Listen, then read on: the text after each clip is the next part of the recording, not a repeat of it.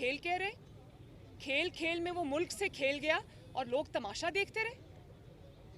आप ये देखें कि वो अभी तक कज़ाफ़ी स्टेडियम से बाहर ही नहीं निकला। उसने इस मुल्क को या ओवल स्टेडियम समझा हुआ है क्योंकि ये वहाँ से आया है, या कज़ाफ़ी स्टेडियम समझा हुआ है। वहाँ पर भी टैंपरिंग करता था, यहाँ पर भी वो उसको कह रहा है कि टैंपरिंग करो मिनट्स ऑफ द मीटिंग के साथ। क्या जो कौमी सलामती है वो खेल है? क्या जो नेशनल सिक्योरिटी है वो खेल है? क्या पाकिस्तान के जो मफादात हैं वो खेल हैं? क्या जो खारजा अमूर हैं, फॉरेन पॉलिसी है पाकिस्तान की, वो खेल है?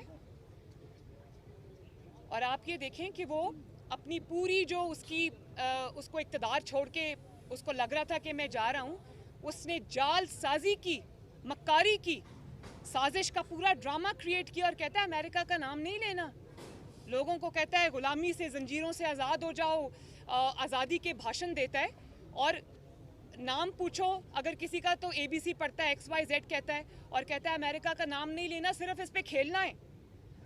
तो ये एक पैटर्न है। आप ये देखें कि जो इंसान किस तरह ये जो पनामा वाली साजिश के थ्रू इक़्तिदार में आया, RTS बिठाया अपने इक़्तिदार की खातिर, उसके बाद फ़ॉरेन फंडिंग ली गैर मुल्की कुव्वतों से, उससे मुल्क को डिस्टेबलाइज़ किया। पता नहीं वो पैसे कहाँ कहाँ इस्तेमाल हुए, उससे मुल्क को डिस्टेबलाइज़ किया। और उसके बाद आप पैटर्न देखें कि क्या कह रहा है। जब IMF की ये जो डील की बात हो रही थी, IMF ने जब पैसे देने थे, अभी पहली ट्रांच नहीं आई थी, तो आपने सब ने वो सुनी जो ऑडियो थी जिसमें शौकत तरीन साहब ये कह रहे थे कि ये ख़त लिख दो ताकि पाकिस्तान को पैसे ना मिले। पहले आपने IMF के साथ मुआहिदा किया, उसमें पाकिस्तान को गिरवी रख दिया, उसके बाद जाते जाते उस मुआहिदे को फ्लाउट कर गए, और फिर आपके अंदर इतनी हिम्मत है कि आप इतनी बड़ी गद्दारी कर रहे हैं कि अपने लोगों को कह रहे हैं फ़ोन करके ख़त लिखो कि पाकिस्तान को पैसे ना मिले। आपको ये पता है कि पाकिस्तान को अगर ये पैसे ना मिलते तो पाकिस्तान डिफ़ॉल्ट कर जाता, पाकिस्तान के करोड़ों अवाम भूखे मर जाते। इस किस्म के शख्स की ज़हनियत पे इंसान क्या बात करे सवाए हैरानी के। और आप ये देखें कि उसका उस साजिश की बेस पर जो इसने आज़म खान के साथ बैठ के प्राइम मिनिस्टर्स ऑफिस में घड़ी, प्राइम मिनिस्टर के ओथ को वायलेट किया। प्राइम मिनिस्टर का ओथ क्या कहता है? वो और बात है कि इनको ओथ भी पढ़ना नहीं आया, कागज़ से देख के भी पढ़ना नहीं आया, ऐनक लगा के भी पढ़ना नहीं आया। तो अपने ओथ को आपने वायलेट किया, आपने पाकिस्तान के और पाकिस्तान की सिक्योरिटी के इंटरेस्ट के ख़िलाफ़ अपने ऑफिस में बैठकर साजिश की। और किस चीज़ पे? वो जालसाजी की बेस पर वो साजिश आपने की, और उसी जालसाजी की बेस पर आपने पाकिस्तान के इदारों को तनकीद का निशाना बनाया, पाकिस्तान के इदारों को आपने कंट्रोवर्सीज़ में फेंका, धकेला। और आपका चीफ ऑफ स्टाफ ARY पे बैठकर एक ख़त पढ़ता है, रिटन एक लेटर पढ़ता है जिसमें वो फ़ौज के अंदर जो है वो डिवीज़न क्रिएट करने की खुलेआम बात करता है। और ये आपने उसी साजिश की बेस पर, उसी जालसाजी की बेस पर, उसी टैंपरिंग की बेस पर आपने क्या किया? आपने अफ़वाज पाकिस्तान पर हमले किए, आपने शुहदा पर हमले किए, आपने ECP को कंट्रोवर्शियल बना दिया, आपने सियासी इदारों पे हमले किए, आपने सियासी जमातों के ऊपर हमले किए, आपने पाकिस्तान की सालमियत पे हमले किए। और किस चीज़ की बेस पर? शैतानी दिमाग के इख्तरा की बेस के ऊपर। और फिर देखें, फ़र्क देखें आप ज़रा कि आप मतलब बीवी भी यही कह रही है, वो पीरनी साहिबा भी ये कह रही है, अरसलान बेटा जो अगर हम पे तनकीद करे उसको आप गद्दारी से लिंक कर दो। और हस्बैंड क्या कर रहा है? बैठकर प्राइम मिनिस्टर के ऑफिस में वो फोर्जरी कर रहा है, वो पाकिस्तान के इतने एक सेंसिटिव चीज़ के साथ वो टैंपरिंग कर रहा है, क्योंकि उसने एक ड्रामा करना था, उसने अवाम के अंदर ये फितना फैलाना था। और फिर पाकिस्तान को दुनिया भर में बदनाम करता है, निकल जाता है, बच के निकल जाता है। उसी साजिश की बेस पर, उसी जालसाजी की बेस पर, उसी फोर्जरी की बेस पर, उसी शैतानी खेल की बेस पर वो पाकिस्तान को आलमी इस्टेब्लिशमेंट का ग़ुलाम कहता रहा, पाकिस्तान को एक कमज़ोर रियासत बताता रहा और बचकर निकलता रहा। दोस्त ममालिक को और यूनाइटेड नेशंस को पाकिस्तान के ख़िलाफ़ ख़त लिख कर उसमें जहर उगलता रहा। किस चीज़ की बेस पर? उस जालसाजी की बेस पर जो इसने आज़म खान के साथ बैठ के प्राइम मिनिस्टर्स ऑफिस में की। अवाम को बगावत पे उकसाता रहा। अभी आपने देखा जीसी यूनिवर्सिटी में खड़े होकर क्या सरमन दे रहा था, क्या भाषण दे रहा था पाकिस्तान की आने वाली नस्लों पर को। उनको कह रहा था मेरे ख़िलाफ़ साजिश हुई। आज वो बच्चे भी सोचते होंगे जिनके सामने खड़ा होकर उनको भाषण दे रहा था कि ये साजिश हमें क्या बता रहा था कि मेरे ख़िलाफ़ बैनुल-अक़वामी साजिश हो गई। और निकला क्या? निकला ये कि प्राइम मिनिस्टर के कमरे में बैठ के 2 शैतानी दिमागों ने उस साजिश को घड़ा,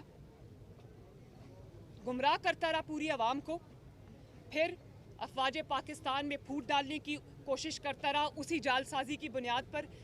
मीर जाफ़र कहता रहा, मीर सादिक कहता रहा, जानवर कहता रहा उसी साजिश की बुनियाद पर। और फिर मज़हब के साथ खेलता रहा, लोगों को कहता रहा कि इनको वोट देना गुनाह है, मुझे वोट देना सवाब है, जो इनको वोट देगा वो शिर्क करेगा। मज़हब का तमाशा बनाता रहा, दुनिया बैठ के देखती रही। मजहबी हमारे जो कायदीन है वो भी बैठ के देखते रहे, किसी ने उसके बारे में कुछ नहीं कहा। मैं ये पूछना चाहती हूँ कि एक झूठे साजिश की आड़ के अंदर वो ये सब करता रहा और सब इदारे और हम सब बैठकर हुकूमत समेत ये सब तमाशा देखते रहे। ये है कौन जिसको इतनी खुली छुट्टी मिली हुई है? ये है कौन कि ये संगीन से संगीन जुर्म का इर्तिकाब करके चुप करके बच के निकल जाता है? मरियम तेरी जुर्रत को, मरियम तेरी जुर्रत को।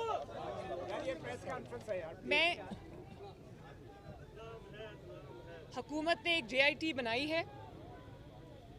मैं समझती हूँ कि जिस तरह पनामा में JIT ने रोज़ की बुनियाद पर काम किया था, इसी तरह हाई पावर JIT बनाई जाए।